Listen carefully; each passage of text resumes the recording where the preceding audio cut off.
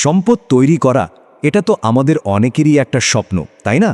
কিন্তু এটা কি শুধুই একটা স্বপ্ন, নাকি এর পেছনে এমন কোনো কৌশল আছে যা আসলে শেখা সম্ভব? চলুন আজকে আমরা সেই কৌশলটা নিয়ে কথা বলি আর দেখি কিভাবে যে কেউ সম্পদ তৈরির পথে হাঁটতে পারে। কিন্তু যখনই অনেক টাকার কথা মাথায় আসে, কেমন যেন মনে হয় এটা হয়তো শুধুই একটা স্বপ্ন, মানে লক্ষ লক্ষ টাকার মালিক হওয়া। এটা কি আসলেই সম্ভব, নাকি ব্যাপারটা একটা দূরের কল্পনা ছাড়া আর কিছুই না? তো ধনী হওয়ার এই যে স্বপ্নটা, অনেকেই ভাবে এর জন্য হয়তো অসাধারণ কোনো প্রতিভা বা যোগ্যতার প্রয়োজন হয়। কিন্তু আসলেই কি ব্যাপারটা সেরকম?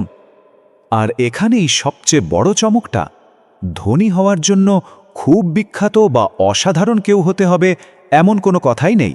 এটা আসলে একটা বিরাট ভুল ধারণা। সত্যিটা হলো ব্যাপারটা ঠিক তার উল্টো। আচ্ছা, তাহলে আসল রহস্যটা কোথায়?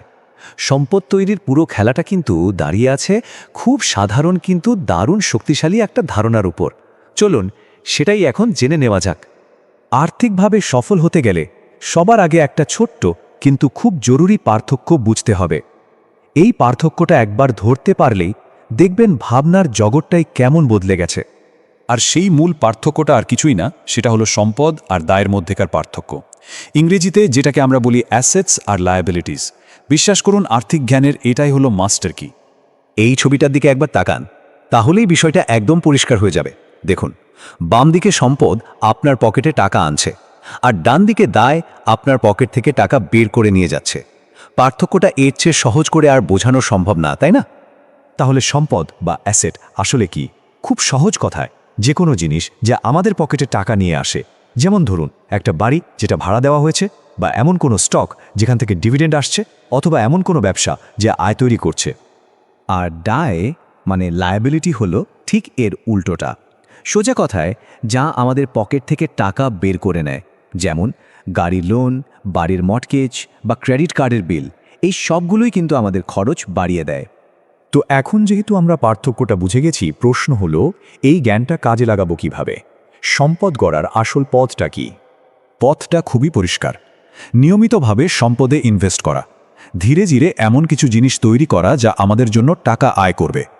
যেমন ধরুন রিয়েল এস্টেট, শেয়ার বাজার, বা এমনকি নিজের কোনো ছোট ব্যবসায় বিনিয়োগ করে সময়ের সাথে সাথে আর্থিক ভিত্তিটাকে মজবুত করে তোলা। তবে হ্যাঁ, একটা কথা কিন্তু মাথায় রাখতেই হবে, এটা রাতারাতি ধনী হওয়ার কোনো জাদুর কাঠি না। এটা একটা দীর্ঘমেয়াদী পরিকল্পনা, অনেকটা কচ্ছপের মতো ধীর কিন্তু স্থির গতির একটা দৌড়। ধৈর্যের সাথে একটু একটু করেই সম্পদটা গড়তে হয়।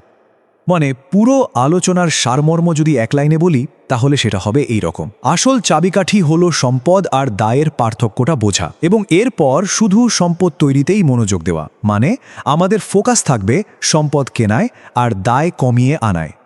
এই বিশ্লেষণ শেষে সবার জন্য একটা প্রশ্ন রেখে যাই। একটু ঠান্ডা মাথায় ভেবে দেখুন তো, আমাদের টাকা কি আসলেই আমাদের জন্য কাজ করছে, নাকি আমরাই শুধু টাকার জন্য খেটে যাচ্ছি? এই উত্তরটার মধ্যে কিন্তু আমাদের আর্থিক ভবিষ্যৎ লুকিয়ে আছে।